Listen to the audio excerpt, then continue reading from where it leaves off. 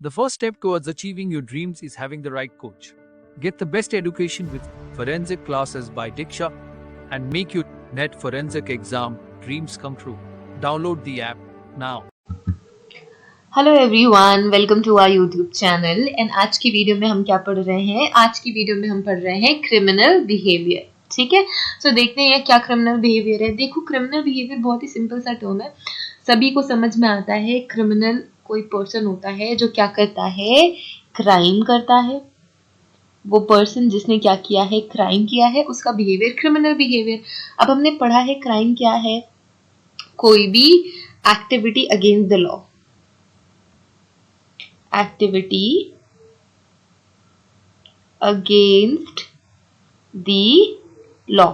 So law के against कोई भी एक्टिविटी क्राइम कहलाती है, और जो पर्सन ये एक्टिविटी करता है उसे हम क्रिमिनल कहते हैं, एंड उसके बिहेवियर को हम कहते हैं क्रिमिनल बिहेवियर। अब देखो, क्रिमिनल बिहेवियर को हमने तीन कैटेगरीज में कैटेगराइज किया, तीन थ्योरीज है। सो इन थ्योरीज के बेसिस पे हम जस्टिफाई करते हैं किसी भी पर्सन का क्रिमिनल बिहेवियर। ठीक है, कुछ ऐसे फैक्टर्स होते हैं जो अफेक्ट करते हैं क्रिमिनल बिहेवियर को। और कोई भी पर्सन अगर वैसी सिचुएशंस में है तो हो सकता है कि वो एक पॉसिबल क्रिमिनल बन जाए आगे आने वाले टाइम में। तो ऐसे लोगों पे हमें खास ख्याल रखना है, एंड उनका क्या करना होता है, हमें उनकी काउंसलिंग करनी होती है, एंड हमें कोशिश करनी होती है कि वो क्रिमिनल पाथ ना चूज करें। ठीक है, सो क्रिमिनल बिहेवियर हम स्टडी करते हैं फोरेंसिक साइकोलॉजी में। किसमें? Forensic psychology. ठीक है, फोरेंसिक साइकोलॉजी। आज का लेक्चर शुरू करने से पहले एक रिमाइंडर मैं देना चाहूंगी। ठीक है, रिमाइंडर क्या है? रिमाइंडर है हमारी ऐप। ठीक है, लेक्चर शुरू होने से पहले मैं हमेशा ये रिमाइंडर आप सभी को देती हूँ, है ना? So wait guys. Okay, so before starting today's class, a quick reminder that we have an application. Application की लिंक आपको डिस्क्रिप्शन में मिल जाएगी, वहां से आप इसे डाउनलोड कर सकते हैं। हमारी एप्लीकेशन प्ले स्टोर और ऐप स्टोर दोनों ही जगहों पे अवेलेबल है। जैसे ही आप एप्लीकेशन डाउनलोड करेंगे, आपको स्टोर पे क्लिक करना है। स्टोर पे क्लिक करते ही सारे के सारे कोर्सेज आपको नजर आने लगेंगे। We have classes and courses for UGC NET forensic science and criminology.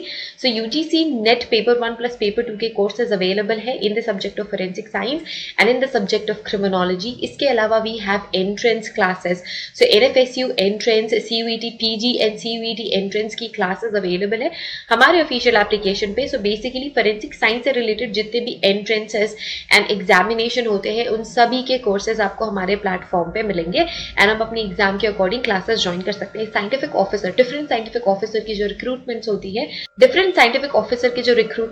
है, उन सभी के क्लासेस एंड कोर्सेज भी अवेलेबल होते हैं हमारे ऑफिशियल एप्लीकेशन पे। तो do join these classes and start your preparation with us. So as I said that we have two types of classes. We have study material class and we have video lecture classes.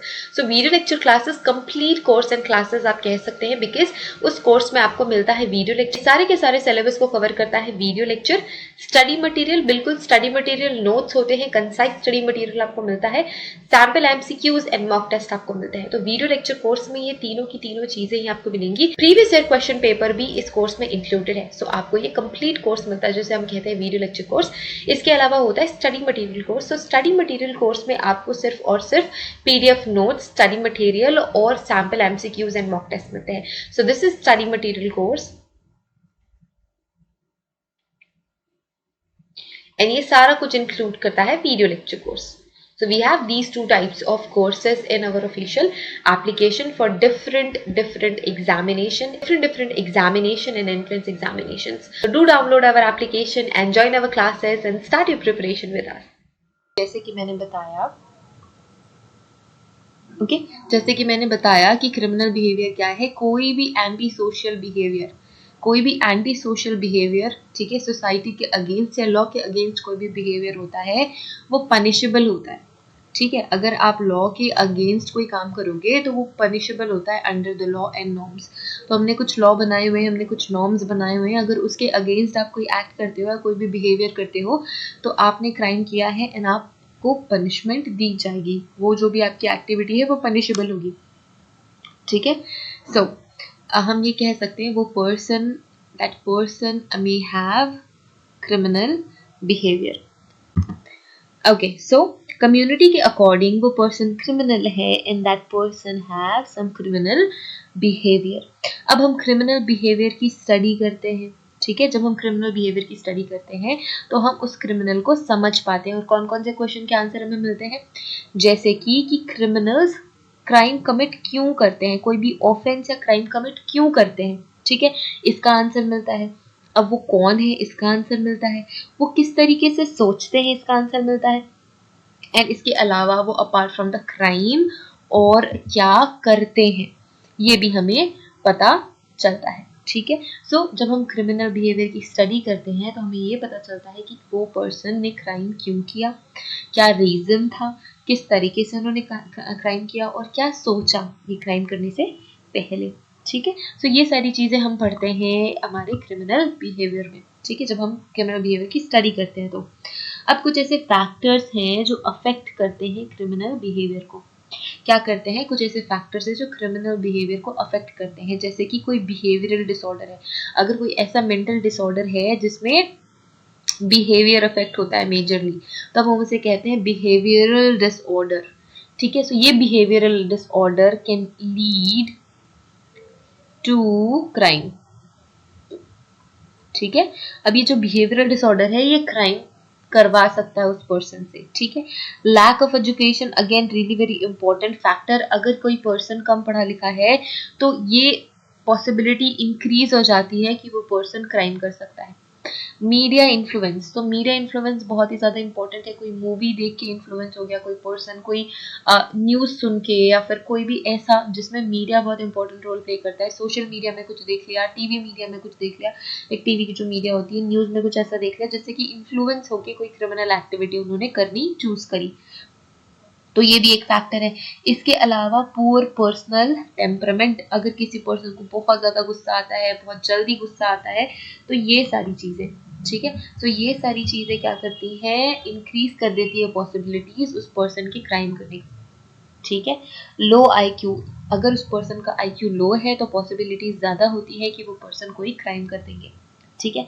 Anti social beliefs, anti social belief, star mark मैंने किया है beliefs पे. Anti social activity करने से पहले उस person को उस पर बिलीव करना पड़ेगा, है ना. एंटी सोशल बिलीव्स है, जैसे कि फॉर एग्जांपल जब आप क्रिमिनल से पूछेंगे कि आपने ये क्राइम क्यों किया, ठीक है. सो मोस्टली ऐसा ही होता है कि वो जो भी विक्टिम है उसकी गलती बताता है कि ठीक है उनकी गलती है कि उन्होंने अपना घर अच्छे से लॉक नहीं किया तो हम चोरी तो करेंगे, उनकी गलती है कि उन्होंने मे बी कोई भी गलती हो सकती है, या फिर जो भी ऐसे क्रिमिनल्स होते हैं जो असॉल्ट के क्राइम से एसोसिएटेड होते हैं या रेप से एसोसिएटेड होते हैं, वो हमेशा विक्टिम को ब्लेम करते हैं. तो वो उनका बिलीव होता है एंटी सोशल कि अगर कोई भी लड़की, कोई भी विमेन अगर लेट नाइट बाहर है तो ये उसकी गलती है, या फिर उन्होंने किसी पर्टिकुलर वे में ड्रेसिंग उनकी ड्रेसिंग सेंस, उनकी जो ड्रेसिंग सेंस है उन्हें वो रीज़न बताते हैं. तो ये एंटी सोशल बिलीव्स होते हैं. सो एंटी सोशल बिलीव्स वो फैक्टर्स है जो इंक्रीज कर देते हैं क्रिमिनल एक्टिविटी, ठीक है. इन्फ्लुएंस ऑफ सोसाइटी, जिस सोसाइटी में वो रहते हैं, ठीक है, सोसाइटी का इन्फ्लुएंस बहुत ज़्यादा होता है किसी भी पर्सन में. अगर कोई पर्सन स्लम्स में रहता है तो वहाँ का जो इन्वायरमेंट है उस पर्सन को उस तरीके से अफेक्ट करता है कि ये क्रिमिनल एक्टिविटी को इंक्रीज करने के काम आता है, ठीक है. पुअर पेरेंटिंग, अगर ऐसा कोई घर है जिसमें जो पर्सन जो उसके फॉर एग्जांपल कोई भी पर्सन है, उसके XYZ पर्सन के फादर या mother, they have drinking habits और they are really very poor and they have they are not involve in parenting, या फिर प्रॉपर पेरेंटिंग नहीं की, बच्चे पे ध्यान नहीं दिया, खुद भी अच्छे से नहीं रहते, खुद भी इन्वॉल्व है इलीगल एक्टिविटीज़ में या एंटी सोशल एक्टिविटीज़ में. सो इस वजह से उनके बच्चों पे भी बुरा असर पड़ता है एंड ये पॉसिबिलिटीज़ बढ़ जाती है कि वो बच्चा भी बड़े होके कुछ इस तरीके की एक्टिविटीज़ करे, ठीक है. अब कॉजेज, ये तो मैंने बताया factors that increase the criminal activity. तो ये सारे फैक्टर्स हैं जो क्रिमिनल एक्टिविटी को इंक्रीज करते हैं. अब वो कौन कौन से ऐसे फैक्टर्स हैं जिन्हें हम कह सकते हैं कि ये कॉजेज हैं, ये रीजन है, ठीक है. तो रीजन होते हैं फैमिली इश्यूज, जैसे कि मैंने बताया कि अगर कोई भी ऐसा चिल्ड्रन है जिसके पेरेंट्स आपस में बहुत ज़्यादा झगड़ा करते हैं या फिर उस बच्चे को आए दिन मारते होते हैं. So children with violent parents are more likely to become violent because of their learned behavior, क्योंकि उन्होंने अपने पेरेंट्स से वही सीखा है तो वो बाद में वैसा ही बिहेव करेंगे. फाइनेंशियल प्रॉब्लम्स और स्टार्वेशन. अगर कोई ऐसी फाइनेंशियल प्रॉब्लम है, घर में खाने के भी पैसे नहीं है, तो हो सकता है कि अपने बेसिक नीड्स को वो पूरा नहीं कर पाने की वजह से चोरी में इन्वॉल्व हो जाए. ठीक है, या फिर जो डिजायर होता है बहुत ज्यादा पैसा कमाने का, that may be the reason कि वो पर्सन किसी भी क्रिमिनल एक्टिविटी में इन्वॉल्व हो जाए या कोई क्राइम करे. ठीक है. Socio economic status. सो जो सोशियो इकोनॉमिक, देखो सोसाइटी का स्टेटस इज सोशियो इकोनॉमिक, मतलब उनका पैसा. सो जिस सोसाइटी में वो रहते हैं एंड उनका फाइनेंशियल कंडीशन कैसा है, ये दोनों ही रीजन अफेक्ट करते हैं उस पर्सन के क्रिमिनल बिहेवियर, या फिर ये कॉज हो सकते हैं. ठीक है. when he feels inferior or low because of their lower middle or poor class lifestyle, and sometimes to gain high status they choose wrong path. तो कभी कभी हाई स्टेटस के लिए भी जो लोग होते हैं वो गलत रास्ते चुनते हैं. जेनेटिक्स. ठीक है, ये बायोलॉजिकल थ्योरी में हमें पढ़ने को मिलेगा कि any type of psychological problem. So ऐसा नहीं है कि सारी की सारी एक्टिविटीज या क्रिमिनल एक्टिविटीज जेनेटिक्स पे डिपेंडेंट है. ऑफ कोर्स कुछ ऐसी बीमारियां हैं, कुछ ऐसे मेंटल डिसऑर्डर्स हैं जो जेनेटिकली लिंक्ड होती हैं. ठीक है, तो इन मेंटल डिसऑर्डर्स को हम कह सकते हैं कि ये एक जनरेशन से दूसरे जनरेशन पास होती है. सो बिकॉज ऑफ दैट वो पर्सन की कोई भी क्रिमिनल एक्टिविटी कॉज हो सकती है यहाँ पे. ठीक है. एंजाइटी प्रॉब्लम या एग्रेशन. ठीक है. Mental illness. ठीक है. More than half of the population in jails and state and federal prisons have some kind of mental illness. ठीक है, तो जितने भी लोग जेल है उनमें से मैक्सिमम जो लोग हैं they are facing some mental illness according to national institute of mental health. देखो ये हम नहीं कह रहे हैं, जो नेशनल इंस्टीट्यूट है मेंटल हेल्थ की, उनका ये कहना है कि जेल में जो पॉपुलेशन है, maximum population, they are facing some mental illness. ठीक है. अब हमने पढ़ना है थ्योरीज ऑफ क्रिमिनल बिहेवियर. तो कौन कौन सी थ्योरीज है क्रिमिनल बिहेवियर की? वी हैव सोशियोलॉजिकल थ्योरीज, जिसे हमने बोला sociological models. Then we have psychological model, psychological theory जिसे हम कहते हैं. फिर होती है बायोलॉजिकल मॉडल या फिर बायोलॉजिकल थ्योरी. ठीक है.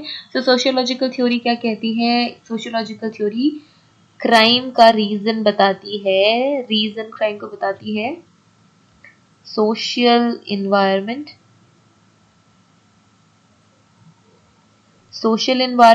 ठीक है, सोशल एक्टिविटी. ठीक है.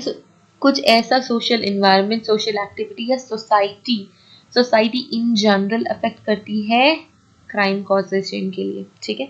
अगर मैं बोलूँ कोई भी पर्सन, किसी ने क्राइम किया है, तो उस पर्सन में वो क्रिमिनल बिहेवियर अपनी सोसाइटी की वजह से आया.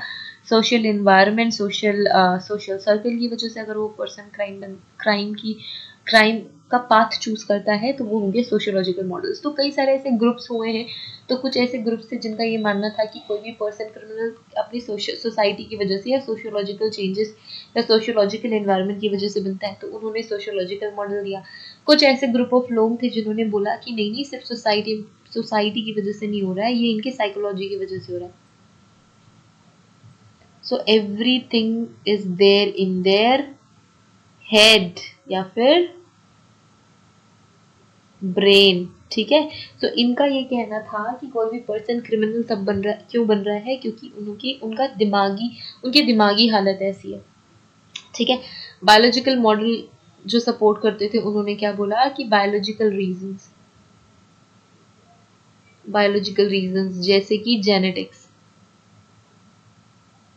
जेनेटिक्स, हेरिडिटी, उनके पेरेंट्स अगर क्रिमिनल है, अगर उनके पिताजी या फिर उनके डैड या फिर उनकी मॉम या फिर मदर अगर वो किसी भी क्रिमिनल एक्टिविटी में उन्होंने क्राइम किया है तो बच्चा भी क्राइम करेगा.